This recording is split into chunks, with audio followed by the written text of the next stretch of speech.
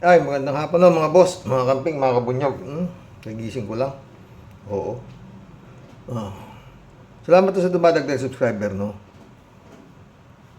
Magbigay ko tayo ng reaction dito sa vlog ni Atty. Enzo Recto. Si Kabunyog, no? Tungkol ho dito kay Panelo. Oo. Meron ho itong 5,400 views. Oo, 8 hours ago. Pakinggan natin si Atty. Enzo. Tungkol ho kay Panelo to eh.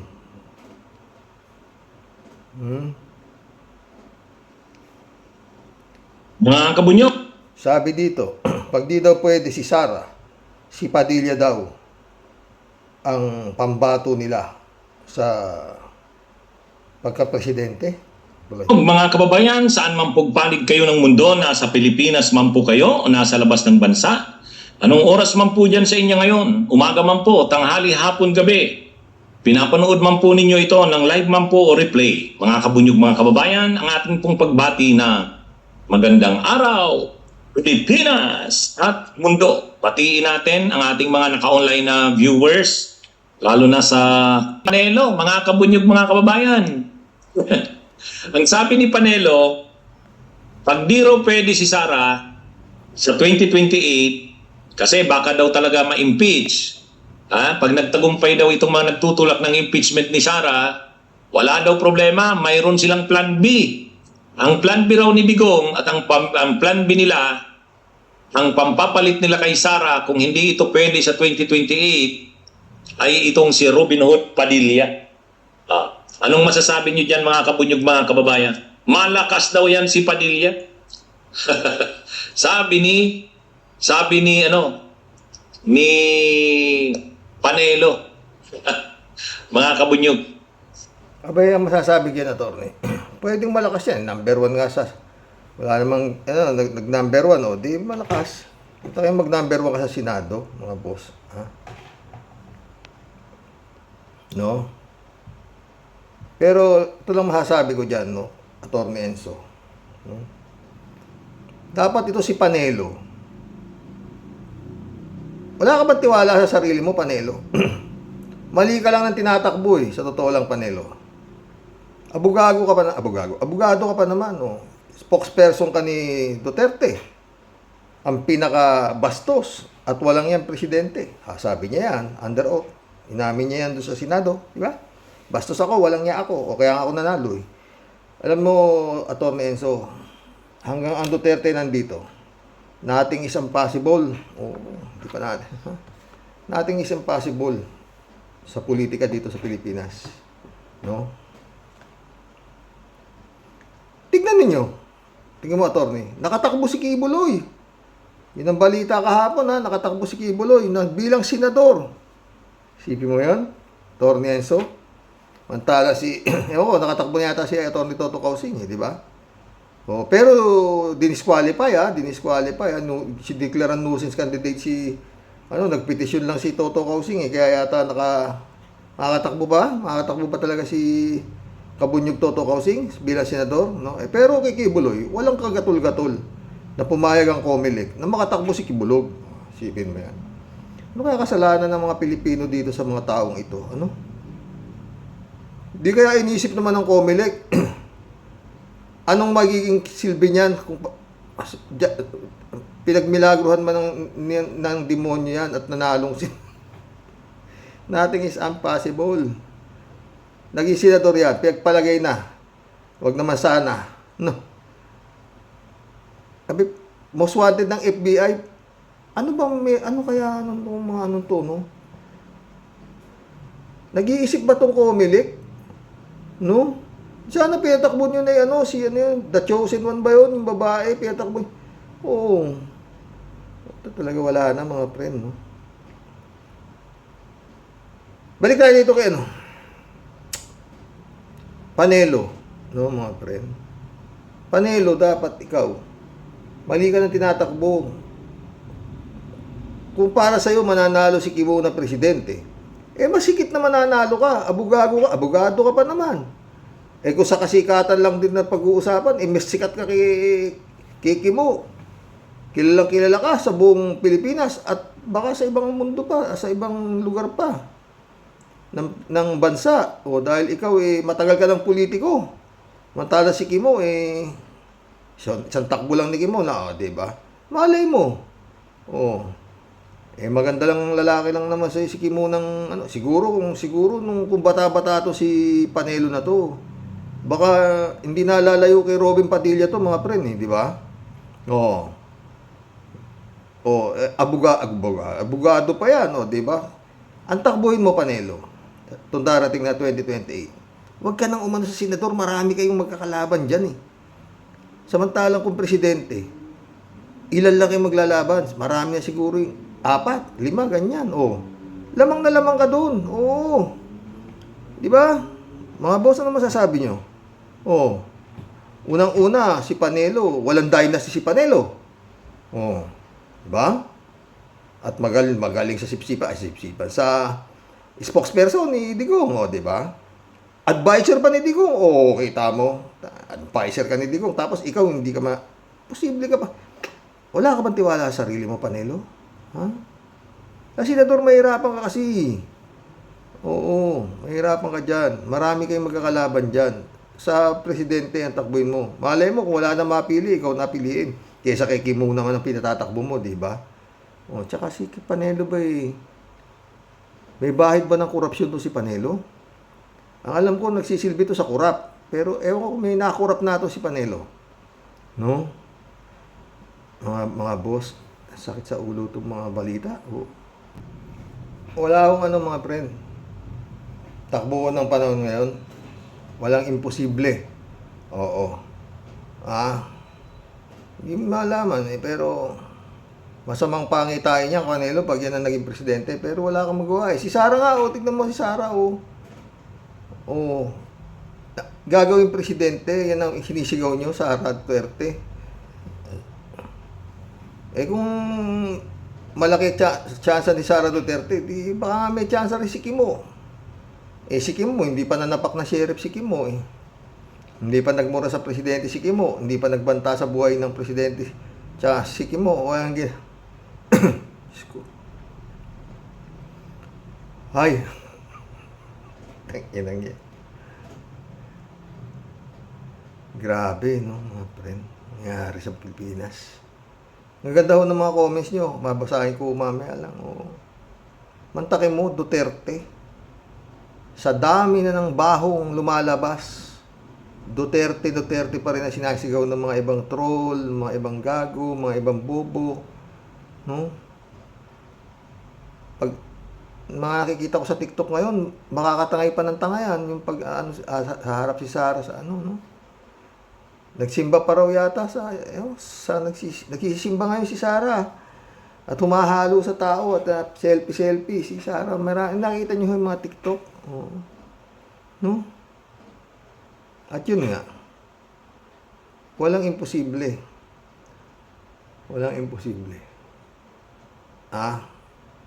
Hanggang ngayon, tignan mo, walang nangyayari sa mga kasong ipinasampa dito sa mga to. Wala pang lumalabas yata. Yung disbarment case ni Sara, wala rin. Kaya galit na galit si Gadon Siya, dinisbar lalo naman si Attorney Toto Kausing. Grabe, mga friend. Kaya pinapanood ko si Attorney Claire Castro Ang dami rin palang in-appoint na to si Digong sa Supreme Court, mga justices. No? Talagang bago siya bumaba, nilagyan niya yung mga Pero dapat naman itong mga abogado na to, gayahin nyo yung kalaban ni Digong sa si Nograles, yun. Tinanggap niya yung appointment ni Digong dahil siyempre, siguro may kabaret, pero ngayon wala na. Talagang para sa mamamayan na ng Davao, kaya siya nag-resign sa Civil Service Commission para tumakbo siya sa Davao at mahango niya siguro ang Davao sa kako ng Duterte. Pero yun nga, balita, sana maging totoo. na manalo na si Nograles at na matapos na, no, mga friend. Pag doon natapos na, wala na siguro, pero masyado hong matibay pa. Matibay pa sa dami ng mga militar na yung kaya niyang magmura sa Senado. Ang iniinaano lang ng mga senador ay parliamentary courtesy. Ganon din yung pero tignan mo naman pagka sila Paduano, tatapang nila Paduano nung nandun si Sara Duterte, wala. Nawala ang tapang nila. Oo. Napanood ko yung mga ng Quadcom. Tatapang nila. Wilkins Villanueva, contempt. Dahil kay Sara Duterte, ayaw mag-take out, hindi nila makakontempt eh. Wala, malakas pa. Lakas pa. And marami pa tayong kakaining popcorn. Kung ang magiging desisyon dito sa mga Duterte. Pero paulit-ulit tayo, di ba mga friend? Pag hindi na disbar si Sara Duterte, hindi na impeach yan, at walang nangyari dyan, kakasuhan na ng NBI, NBI, pupunta raw sa Department of Justice, tignan natin. Tignan natin, pero ako,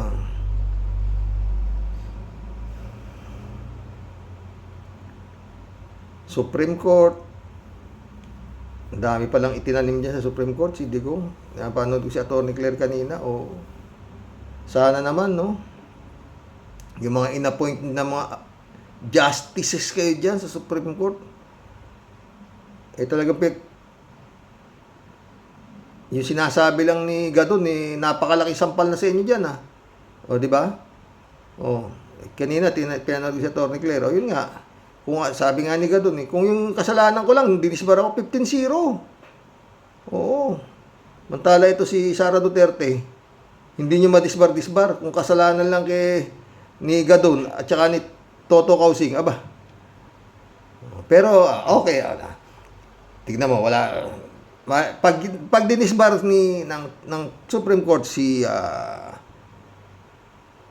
Sara Duterte, isa lang ang sasabihin ni Sara Duterte. Bias kayo dyan sa Supreme Court.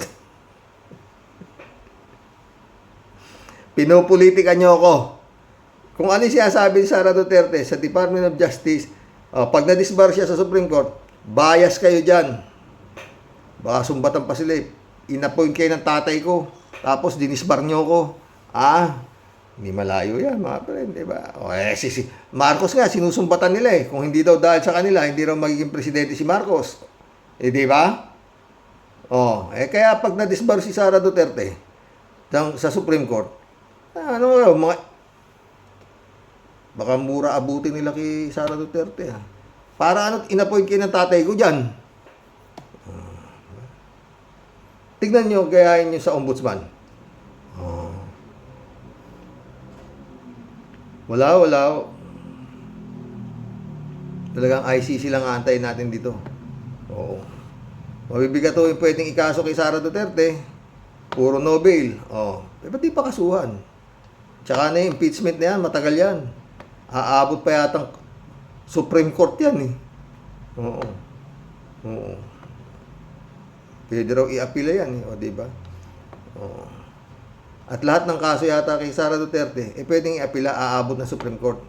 Supreme Court. Supreme! Wala.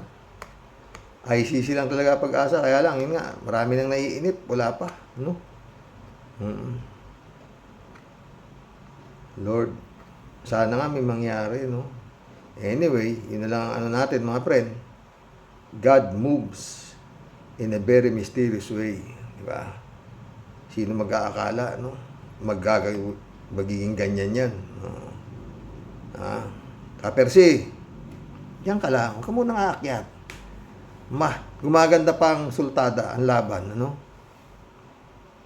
Panelo, kung ano naiisip ni Panelo, Sobrang bilib ni Panelo, sa Duterte, idol na.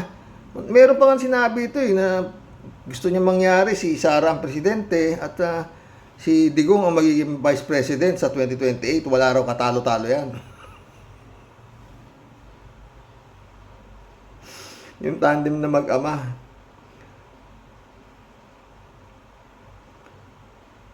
Baka akala mo, Panelo, pagtalikod siguro ni Digong At tayo ito, malaki sira na ito, sabi siguro ni Digong. Maraming sasabihin.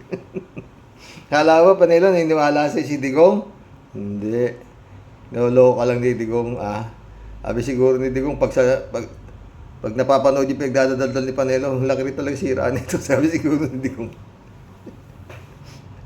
Lumalabas na nga lahat yung baho namin Alam naman ni Digong na nakasandal na lang sila doon sa kanyang mga pinag-a-appoint. Oo. Na mga justices siguro, pag umabot na sa Korte Suprema. Oo. Sana naman itong mga justices na to, no? Maski in-appoint kayo ni Digong, di naman si Digong nagpapasweldo sa inyo. Tsaka may Diyos. May Diyos. Niwala kayo, may Panginoon. Kung dito sa lupa, magagawa ninyo lahat yan. Pagkampi sa mga ganyang klaseng tao, sa langit Kung naniniwala pa kayo sa langit na may Panginoon, kung hindi, tuloy nyo lang. Dahil yan si Digong, hindi naniniwala sa Diyos, minumura nga niya ng Diyos di ba? Ganon din to si Sara Duterte, siya raw ang magiging presidente ng impyerno. Di ba? Kung yan ang susuportahan ninyo, pagdating ng nasa kamay nyo ang kapalaran nila, kayong mga justices na inappoint ni Digong, nasa inyo na yan, di ba? Yun lang yun, mga boss. Simple. Balik tayo kay Panelo. Panelo, ano ba ang kasalanan? Ang tao pag nagugutom, mga friend, yung gutom, kung ano-anong pumapasok sa isip, gutom yun Ito si Panelo, masama pala pag sobrang busog. Parang na-impatyo kung ano-ano rin ang naiisip.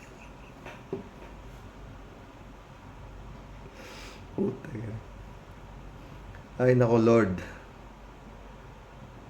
Bagay, dito ako nilagay ni Lord, sa totoo lang mga friend. Hindi ako marunong nito, totoo. Wala akong halong biro dyan. Pero, nagiging masaya ako sa inyo. Masaya rin ako. Masaya kayo, ganyan. Meron akong 23,800 subscriber na. Okay na yun, ba? Pa isa-isang vlog lang ako. Salamat na po yan. Hindi ko na hinahabol yung sabihin mo, lumaki pa 100,000. Hindi na. Kasi hindi naman ako ang pakay ko dito alam niyo naman kung ano, no? Yung korupsyon nung aking hipag, doon. Mahilig ako sa politika, sa totoo lang. At paulit-ulit ako. Sana magkaroon tayo ng isang matinong politiko na pwede kagaya ng panahon ni Marcos Sr. Kung naging maganda. Walang kongreso, walang senado, walang eleksyon. Anong laking tipid ng bansang Pilipinas. Kung sa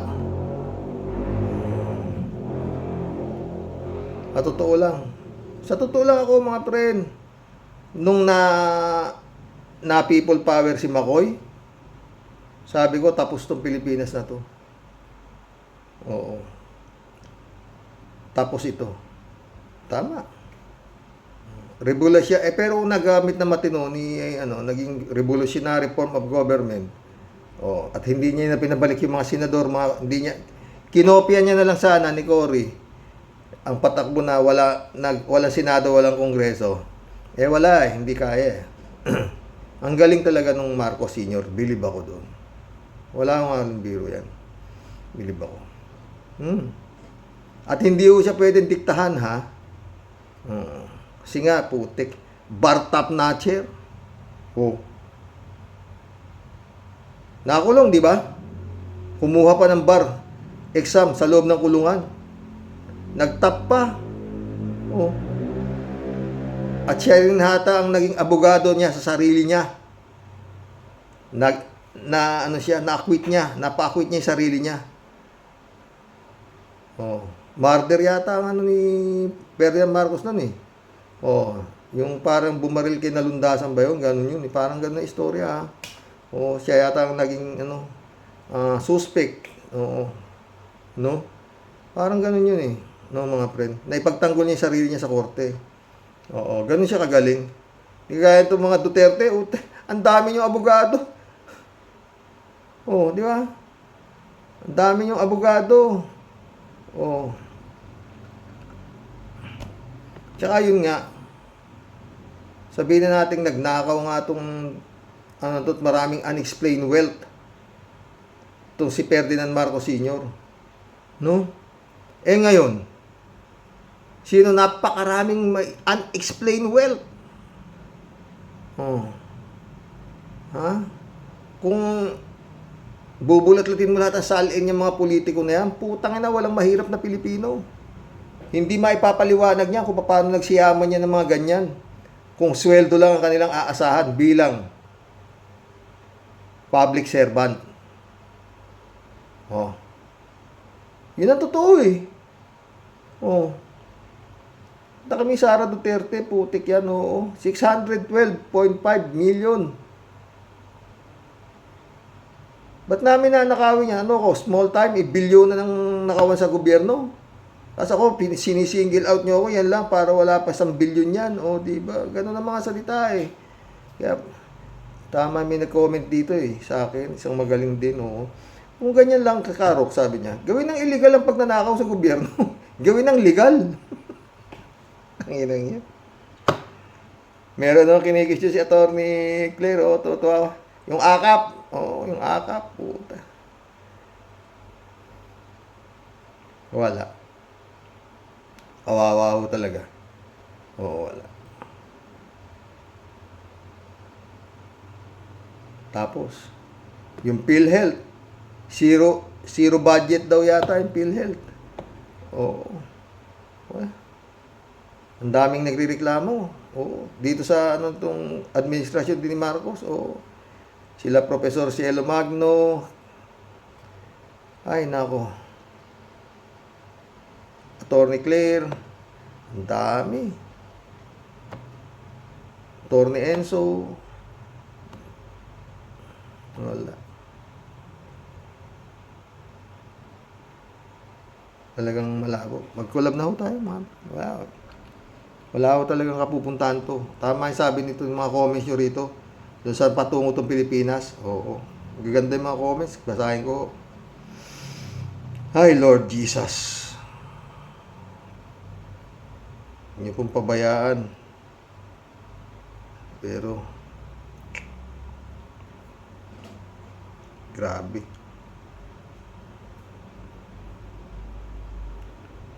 Sebastian Sartin Gonzaga, shout out.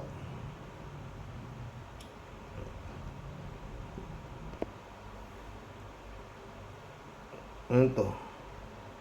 Dani Pitaliana, welcome to the club, Dani. Pwede si Sarah Mary Grace kasuhan at super pasok sa Nobel. Estrelita Hero, shout out. Good evening po, Sir Roque, watching from Japan. Hindi ko alam kung saan ko nalagay sa salamin ko eh. Hindi naman yung salamin ko eh. Dapat lang magbasa. Si Kalatibaya, shout out. Basta from Japan ay okay. Pa sa alright. Okay, pa sa alright yan. Dani Pintaliana. Dani Pitalana. Kasuhan without bail, sabay impeachment. Yun. Tapos ang boxing. Yun na sana dapat gawin eh, di ba? Estrelita Heroes ulit ito. Kanino pa ba magmamana si Sara Pusit? Tanim intriga, tanim ebidensya. Legacy like her father, Digongyo. Debrado Ludovico, shout out ha. Saan pa nga ba pupunta ang bansang Pilipinas hanggang mayroong mga politikong ang hangarin ay hindi sa pag-unlad ng bansa? Eh wala talagang patutunguhan ang bansang ito. Yan ang palagay ko, Karos. Mas mabuti pa noon, panahon ng batas militar ng matandang Marcos. Oo, yun. Walang Senado at Kongreso. Kaso lang, naging gahaman lang ang mga Marcos. Kaya sila napatalsik sa Pilipinas. Yun nga yun. Ang ano nga lang nun, librado, my friend. Si Marcos lang ang gahaman. Kagaya ng sinasabi mo, naging gahaman. Eh ngayon, putik yan. Lahat gahaman eh. Eh ilan yan? Putang ina, ang dami yan. Puta. Billion yan, 26 billion yata eh. Yung may confidential pa na rin yata yung ano eh. Ewan ko yung Senado, yung Kongreso, saka Senado, sabi na 5 billion daw sa Senado, 21 billion sa Kongreso, ang ano, billion. Yun ang vlog ni Attorney Claire kagabi. Ang kakapal ng mukha, sabi nga ni Attorney Claire, na itong mga politiko na to eh. Namimigay ng mga ayuda, hindi naman nila pera, putang ina, sabi. Yung mga mukha nila, lalaki ng tarpulin. Putang ina yan. Ginagamit sa politika, yung pera ni Juan de la Cruz. Tuloy natin itong kay Librado. Yun, nabasa ko na. Michelle Edwin, shout out my friend ha. Librado nito. Blessed madaling araw ng Biyernes, 3:22 AM, Karox. And to all warriors watching from Edmonton, Alberta, Canada. God bless. Stay safe and healthy. Ikaw din. Jane Labayna, shout out my friend. Are you asking us, Xerox? Saan pa? Di sa gutter. As long as Sarah and company are still at large, hindi aasenso ang bansa. Diba? Sana nga kung wala na sila, umasenso na. Jane. Sana nga. Kung wala na itong Duterte at Marcos na ang talagang wala ng hadlang kamang sa Marcos at Romualdez, sana nga umasenso na.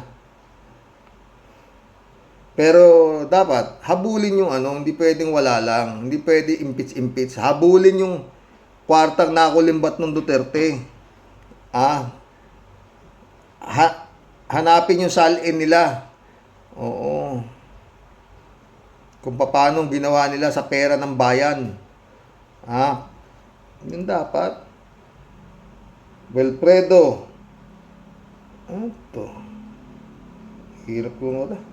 Wilfredo Pampilon. Welcome to the club. Wala na pong patutunguhan ng Pilipinas sa mga ganitong pinuno na walang galang sa batas. Puro abugago pa yan. Rodelia Alpilor, shout out. Hello po, Xerox. Naguguluhan na ako sa nangyayari sa mga ginagawang investigasyon nila kay Sarah Kim. Bato na yan, yung mandarambong na yan. Dapat sa kanya, masuhin na. Kainis ang bongga. Ingat po, God bless, Rodelia. Anita Japon, shout out. Good evening po, Xerox, and to your loving family. At sa aming mga followers ng programa mo po, stay safe, keep healthy, and God bless po tayo more and always po. God bless, Anita ulit Gawa-gawa na lang ni Sarah yung may death threat siya para sa aking opinion. Pares tayo ng opinion. Ang antayin natin, kung kayang i-disbar nga ng Supreme Court, ng Integrated Bar of the Philippines, si Sarah. At yun nga, pag yan ay dinisbar nyo, bias kayo. Ay, Sarah. Pag kumontra sa kanya, bias putangin lang yan. Ano gusto mong mangyari? Sambahin ka ng NBI, ng Quadcom, lahat, purihin ka ng Senado sa mga ginagawa ninyo sa Pilipinas, sa dami na pinapatay ng tatay mo. Putangin na naman. Ay. Anita ulit Sir Roque, pasensya na po kapag hindi ako nakakapakinig ng balita mo po. Nanonood po ako kasi ng Quadcom po hanggang 1:00 natapos kagabi. Matyaga ka rin, Anita. Federico Mandak, shout out. Ang problema nga dyan, puro takot mga government agency kay Sarah. Puro palusot ay courtesy daw. sa Vice President. Ay putik na yan. Harap-harapan na nga, nasa media pa. Nasa media pa nga, tapang ng mukha na pa-presscon pa at binabaliwala ang mga patawag sa kanya. Palibhasa kasi, yung president mismo ay bahag ang buntot. Talaga yata kay Sara, kaya pati mga head ng mga agency niya ay di rin seryoso, puro lang pa-interview. Kaya patuloy na binabaliwala sila ni Sara. O, totoo yan, pero Federico, yan mismo. Apolinar Tolentino, shout out. Kaya nga sinasabi na puro bias ang mga government agency. Ang gusto kasi niya, siya lang ang bias. O, diba? Hindi, ang gusto ni Sara, panigan niya siya para hindi bias. Pag pumanig kayo sa gobyerno, inaatake niyo ako, pinopersecute niyo ako, lahat po. Harap ng putang ina, anong klase yan? Pag kumontra ka, bias ka, putang ina. Kaya yung Davao, lahat doon, kampi sa kanila. Kaya walang bias doon. Maganda ang patakbo nila doon. Oo. Lahat ng kaso ni Kibuloy, dismiss doon eh. O, diba? Putang ina, klase. Alan Royales, shout out. Anita ulit oh. Dapat na talagang tanggalin niyang confidential fund. Senado, mga wala namang silbi, mga inutil ang mga nasa Senado, maliban kay Senador Risa Ontiveros. Sarado nang yang Senadong pulpul, walang pakinabang, mga Yudi lupak. Shout out, friend Amy Bingson. Anita Japon ulit oh. Good sa bawat isa po sa atin, Sir Roque. And your loving family. Good night na po. Good night, Anita. Friend Shervin Sapeda, shout out Tia Deli ah. Christian Sen, July 7, Alcantara, shout out sa inyo mga friend. Dolor Garcia, shout out ah. Uy, Tia Deli, marami nang nakakamiss sa comment mo ah. Sana okay ka lang, Tia Deli ha. Ramon Valencia oh. Bossing, parang totoo yung sinasabi dati nang nag-comment ha? Bossing, parang totoo yung dati sinasabi nang nag-comment, hindi daw yan abogado, binayaran lang niya ang lisensya or may koneksyon si Digong nyo sa PRC. Makikita mo naman, kahit mag-English, mas malamang doktora itong si Fiona. Doktora itong si Fiona po si Flavor. Ako rin di ako makapaniwala ng abogado yan. Abogado baka pwede pa. Abogado hindi. Meron bang abogado kukonta ka ng hired killer para pumatay ng tao yung putang ina? Anong klaseng utak yan? Baliw yan para sa akin sa totoo lang. Oo, hibang. Parang si Kibulog din, no? Comelec! Ibig nyo sabihin, Comelec, naniniwala kayo sa mga pinagsasabi ni Kibuloy na siya ang appointed son, kaya nyo pinatakbo yan ng senador? Utang, hindi naman kailangan maraming utak dyan. Comelec, malibhasa puro yata rin kayo appointed ni Digong dyan eh. Tangin ang bayan to, wala. Ramon Valencia, kung pinatakbo yung baliw. Baliw yan si Kibulog di ba? Mga kaso, rape, kung ano-ano, pedophilia, nagsasabi na mismong mga General Marbil na nagsasabi, pedophile. Pinatakbo niya yan. Putangin na, ano ba yan? May kahiyahiya, ano sa totoo mga friend? Kahiyahiya na sa buong mundo ang nangyayari dito sa Pilipinas. Oo. Ang takim yung kumalat, pinagmumura lang yung presidente. Puputulan ng ulo. Papapatay ng vice president ha. Kalat. Sabi nga ni Secretary Llamas, hindi lang dito, sa buong mundo. Kalat.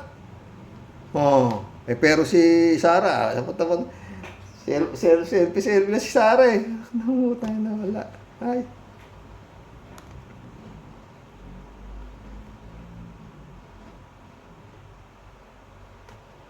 Ramon Valencia ulit. Bossing, sa dami ng pera, at sekretarya at mga alalay niya, hindi niya tiyagaan na memoryahin yung binuo ng tatay niya binuo ng tatay niya. Pinagkaperahan lang nila. O laki noon, yung NTF Health Corp na yon, bilyon ng kaya yumaman sila Baduy doon eh. Sila Eric Tulis. Oh, 'di ba? Ayan guilty. Kaso sila ha. Chupista Buna, pero dahil pera yan. Sa totoo lang mga friend, pagka ni-lifestyle check mo lahat yung mga nakadikit kay Digong, ang daming pera niyan. Sigurado. Di ba si Rocky lang, tingnan mo siya Rocky, asan na? Di ba? Chupista Bunao. Baka si Panelo siguro, baka hindi pa nakaka-boundary rito ha. Good evening po, kuya. At samahan mo po sa buhay at sa mga ka-warriors. Kuya, sabi ni Sara, ang 125 million, kailangan daw ubusin. Bakit si BP Lenny? Sa budget niya, marami siyang nagawa. Tapos may natira pa. Di naman pinilit ubusin. Grabing katwiran yan. Akala ko ba mahal mo ang mamayan? Di mo mahal ang mamayan. Ang mahal mo lang sarili mo. Totoo yan, Chupista. BP Lenny may naiwan pa, di ba? Kaso kulang, pinadagdagan pa kay Bongbong. Dinagdagan naman ni Bongbong. Ramon Valencia. Good morning night na lang po, bossing. Sa lahat ng mga Karaoke Warriors at sa pamilya mo po. God bless you. God bless as always. God bless, Ramon Valencia. Brother Elias Ischo, shout out. David Alin Mendoza, Karaoke. Mana talaga sa tatay niyang inutil yan si Sara. Yung sinabi nila ngayon, bukas, makalawa, ay itatanggi na. Totoo, para lang sinabi ng ama niya na adik si BBM, tapos kinabukasan, sasabihin wala akong sinabi na adik si BBM. Karox, dami talagang nabudol niyan si Dutay, pati pala si Atty. Claire yan ang ibinoto noon kasi ang akala po niya ay gaganda ang pamumuhay ng mga Pilipino. Nakabaligtaran pala. Oo nga, si Atty. Claire, binoto pala to. Anyway, kala niya diba? Shout out, Pastor Jun Lagon. Jeff Ramos na, shout out ha. Boyong Kong Balong. Di pa tayo nagkakakwentuhan ha. David Alin Mendoza ulit. Karox, ano daw po sabi ni Sara Jim Potpot na bias lahat at sangay ng gobyerno sa kanila? Ganun nga po siguro kapag di pabor sa kanila ang imbestigasyon. Kahit naman sino na matino ang pag-iisip ay di kakampi sa mga Dutae. Para mo naman sinabing ko naman, David. Ibig sabihin lahat ng kakampi ni Dutae, baliw.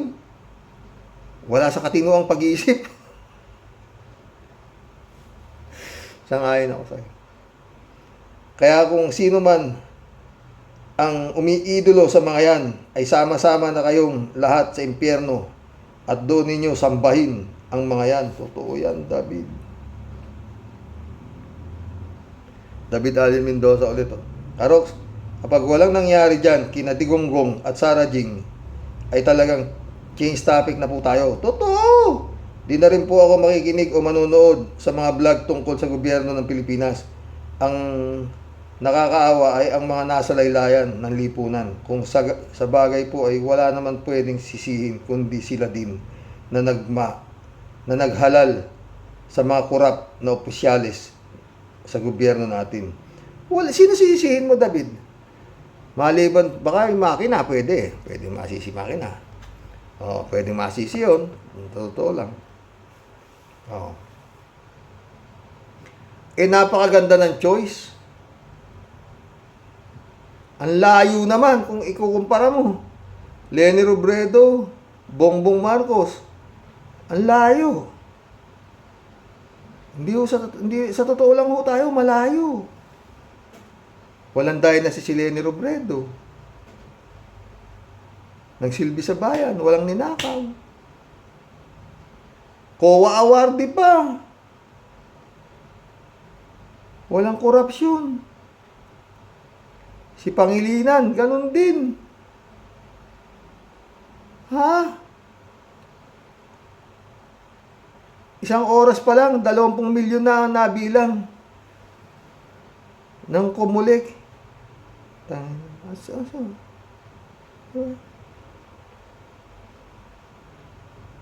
Pwede, di ko nang pwede sisihin si Lord na, Lord, bakit mo kami pinabayaan? Hindi, di ba? Hindi. Hindi.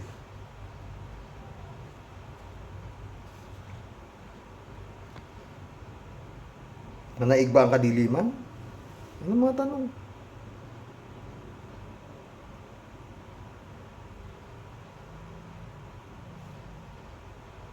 Kalat ni Bayaw. Shout out kalat ni Normando Reyes, shout out ah. Tanong mo Karo, saan papunta Pinas? Patungo ang Pinas sa mas malalim na utang hanggang tulad ng mga Marcos ang ibinoboto ng tao, or papunta sa China kapag Duterte or kakampi nila ang naupo sa Malacanang. Sana si Leni or tulad niya ang piliin ng mga tao, pang mga tao dyan. Tiyak, pataas ang tungo ng Pinas. Sana. Sana nga, di pa huli ang lahat, no? Pero, mahasa tayo sa Panginoon, gano'n na lang yan. Normando. Johnny Bigod, shout out. Gandang gabi, Karoke. May alas pa rin ang mga Duterte. Kaya hindi sila magalaw-galaw.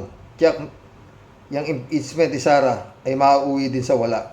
Hawak pa rin ng mga Duterte si PBBM, kaya hindi siya masyadong magalaw. Kita nyo, hanggang ngayon, ayaw pa rin papasukin ni PBBM ang ICC. Hindi ko maintindihan kung takot lang o siya o tumatanaw lang ng utang na loob dahil sa pwesto niya ngayon. Sabi ko, Johnny, hindi ako niniwala dyan. Kung sa utang na loob ang pag-uusapan, mas may utang na loob ang Duterte sa Marcos. Paulit-ulit ako. Kung hindi ka Marcos, hindi mananalo si Digong sa pagkapangulo. Sinipotahan ni Amy Marcos. Nakakuha niya ang boto ng Ilocano. Nagbigay pa si Amy Marcos ng 30 milyon nung tumakbo siya pangulo. Malayo kaya siya sa survey nung manalo yan. Yang bastos na walang yan, pangulo na yan. Sabi niya yan. Under oath. Tapos, yung Duterte naman, ang sinuportahan, si Cayetano. Dahil si Cayetano, ang vice-presidente ni Duterte. Di ba, sigaw na sigaw si Duterte. Huwag niyo ako botosan. Pag hindi niyo botosin si Caldero. Hindi si Bongbong ang dinala. Ganon ang nangyari dun kay Bongbong eh. Kaya natalo si Bongbong. Kaya naman na si Duterte. Sino po? Kaya anong utang na loob ang sinasabi? Walang utang na loob ang Marcos sa Duterte. Duterte ang may utang na loob sa Marcos. Kay Haba na Baba. Kay Amy Marcos. Posible na kayo diyan. Ang linaw-linaw niyan eh. Tsaka yun na nga. Yung administrasyon ni Pinoy, substitute candidate kay Dino, majority candidate si Dino, pinayagan nung late filing of candidate, hindi nga nagpahit, substitute candidate na nga eh. Pumayag yung administrasyon ni Pinoy. Ang buong akala nila, the more the merrier, na hindi maraming kandidato, tsak na mananalo, si Rojas. Yun ang basa ko ha. Hindi. Sinuportahan na Ilocano pala, si Digong, di ba? Johnny Bigod ulit. Mautang ito mga Duterte. Malamang yung ibang confidential fund ginamit sa ombudsman, Comelec, kapulisan at sundalo, mga senador, Supreme Court, etc. Bukod pa sa ninakaw nilang bilyon-bilyon sa Parmali. Kaya hanggang ngayon ay may puwersa pa rin sila. Your guess is as good as mine. Johnny Bigod. Ted, shout out Ted. Kung hindi magbabago ang masamang hihit ng hangin sa Pilipinas, Karoke, tayo ay mabubulid patungo sa impyerno. Tama ang sabi ng ating bayaning si Jose Rizal. Ang ating mahigpit na kalaban ay ang kapwa nating Pilipino. Paano din natin sila mawari? Dahil puro pagbabalat kayo. Talo pa ang Hunyango. Mabuti pa ang makakalaban natin ang ibang lahi, may pagkakataon pang tayong patawarin. Noon, makakalaban natin ang mga Kastila, natuto tayong ng kanilang wika at tinuruan tayong mag-antanda. Noong makakalaban natin ang mga Amerikano, nabigyan tayo ng kalayaan. Nang makakalaban natin ang mga Hapon, pinagawa nila ang kanilang nasira at binigyan tayo ng train. Ngunit mula noong hanggang ngayon, kalaban natin ang ating lahi. Ito, lugmok pa rin si Juan at lugmok pa rin si Juan sa kahirapan. Araw-araw, pinagnanakawan at pinapatay. Walang patawad. Nakapagkaitan ng hustisya at walang kalayaan. Totoo yan, Ted. No? Kalat ni Baya. Good morning, Kasani. Wala nang patumpik-tumpik. Labatibayin mo na sila ng patagilid, Kasani. God bless your family. God bless Kalat niya. Samuel Asper, welcome to the club.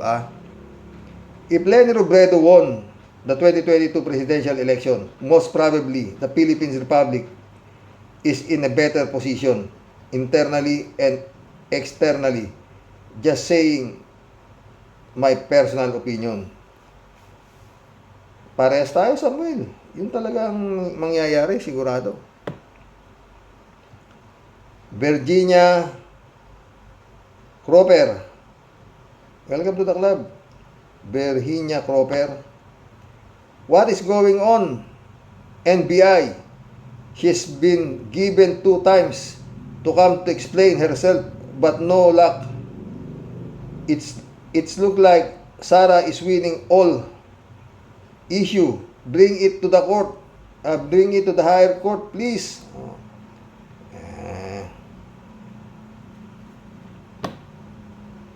No comment.